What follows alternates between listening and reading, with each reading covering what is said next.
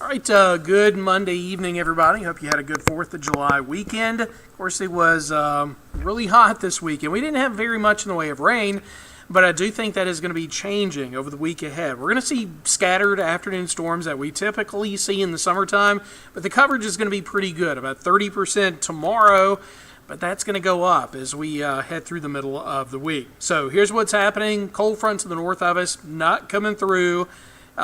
So we are not going to see good chances of rain with that, but south of the front in the hot, humid air, the sun's going to work on that air, and we'll see those scattered late-day storms popping up just about every day between now and the upcoming weekend. Today's storms in the process of dying away. What's left out there is just around Attala County, and given an hour or so, and that's going to be done.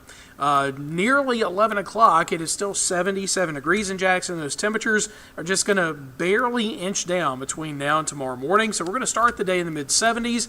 We're going to see a quick warm-up, sun in the morning, then more clouds and scattered rain showers later in the afternoon.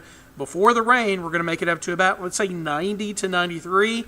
That is close to average for the 8th day of July. Factor in the humidity, and the heat index is going to make it at least into the low 100s. Now, overall, we're not expecting the heat index to be much over 105, so there's not a heat advisory in effect, although we can't rule that out in the coming days, especially once we get to the weekend. I think the weekend's going to be a little bit hotter than we're going to be during the week. During the week, you see we're going to be in this hot, humid air mass across the southeast, so you see the scattered storms really just popping up randomly from East Texas through Arkansas, Louisiana, all the way back over to Georgia and the Carolinas. That front to the northwest does make a little progress down south, but only about as far as the mid-Mississippi River Valley. So for us, not much changes.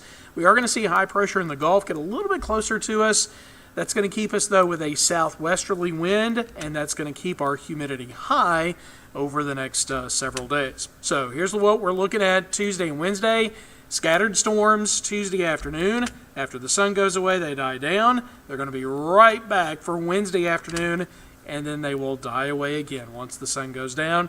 We call these diurnal showers, and they're going to be around every single day from now through at least the first half of the weekend, Tuesday through Saturday.